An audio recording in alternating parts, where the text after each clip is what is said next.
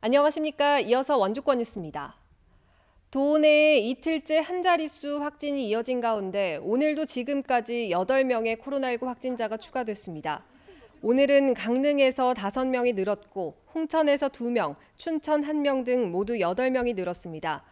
어제 영월에서는 기존 확진자의 접촉자와 자가격리자, 해외 입국자 등 4명이 확진됐고 속초에서 2명, 춘천과 인제에서 각각 1명씩 모두 9명이 추가됐습니다.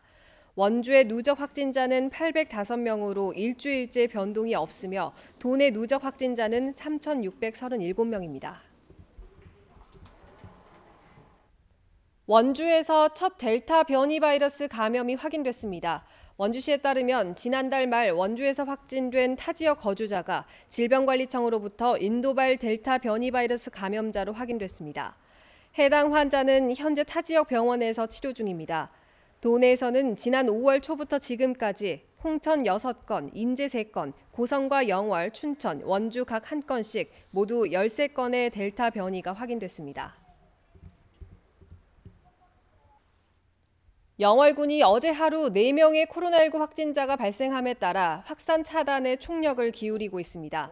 영월군은 어제 서울 소재 대학생과 귀촌인 부부, 해외 입국자 등 4명이 확진 판정을 받았으며 이들의 이동 동선을 파악해 역학조사와 방역소독을 완료했다고 밝혔습니다. 특히 귀촌인 부부가 방문한 덕포 5일장과 관련해 127명이 검사를 받았고 모두 음성으로 확인됐습니다. 한편 거리두기 단계는 상향 조정 없이 현행 1단계를 그대로 유지하기로 결정했습니다. KBS가 수신료 52% 인상안을 방송통신위원회에 제출하면서 지역 방송국 통폐합 대상 지역을 중심으로 반발 여론이 일고 있습니다. 원주 KBS 폐쇄 반대 범시민 대책위는 성명을 내고 원주 방송국의 축소, 폐쇄와 동시에 추진되는 수신료 인상을 강력 반대한다며 날치기 수신료 인상을 접고 지역 방송국을 정상화시키라고 촉구했습니다.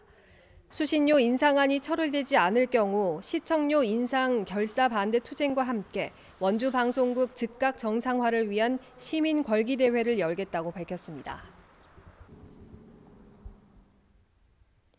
강원도는 2024년 강원 동계 청소년 올림픽 대회의 남북 공동 개최 홍보단을 운영합니다.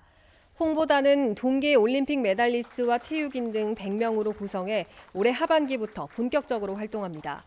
강원도는 오늘 12일 서울에서 홍보단 발대식을 열기로 했습니다.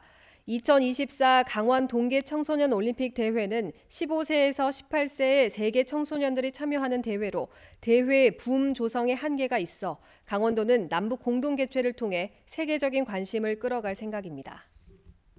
원주 기업도시 상점가와 속초 먹거리 단지가 중소벤처기업부의 스마트 시범 상가로 조성됩니다. 이들 상가에 있는 소상공인들은 자부담 없이 한 곳당 35만 원의 지원금을 받아 스마트 오더 시스템을 도입할 수 있습니다. 기업도시 상가 상인들은 자체 배달 시스템을 도입할 예정이고 속초 먹거리 단지 상인들은 강원형 배달앱 1단 시켜와 연동해 결제 시스템을 구축할 계획입니다. 속초에는 식당 검색, 관광 정보 등을 파악할 수 있는 대형 화면도 설치됩니다. 원주시 중앙동 청소년 문화의 집이 그린 리모델링 공사를 마치고 정상 운영에 들어갔습니다. 원주시는 도시재생 뉴딜 사업으로 사업비 4억 8천만 원을 들여 건물 노후화로 냉난방이 취약했던 청소년 문화의 집에 에너지 성능 개선 사업을 완료했습니다. 에너지 효율을 높여 온실가스 감축과 탄소 중립을 실현하고 청소년 거점 공간으로 원도심 활성화에도 도움이 될 것으로 기대됩니다. 영국 프리미어리그에서 활약하고 있는 손흥민 선수가 한국 관광을 알리는 명예 홍보대사에 임명됐습니다. 문화체육관광부와 한국관광공사는 코로나 이후 국제관광시장 선점을 위해 세계적인 인지도가 있는 손흥민 선수를 명예 홍보대사로 임명하고 다양한 홍보 콘텐츠 제작에 나선다고 밝혔습니다. 이번에 제작한 영상과 이미지는 9월부터 전 세계에 공개될 예정이며 기존 한류 관심층을 넘어 일반 대중들에게 한국을 알리는 데 도움이 될 것으로 기대됩니다. 고용노동부가 외국인 고용 사업장에 장맛비로 인한 침수 피해에 대비해달라고 요청했습니다. 노동부 원주지청은 외국인 숙소가 저지대에 있거나 지반이 약한 곳에 있을 경우 호우에 대비해 안전장소로 옮길 것을 요청했습니다.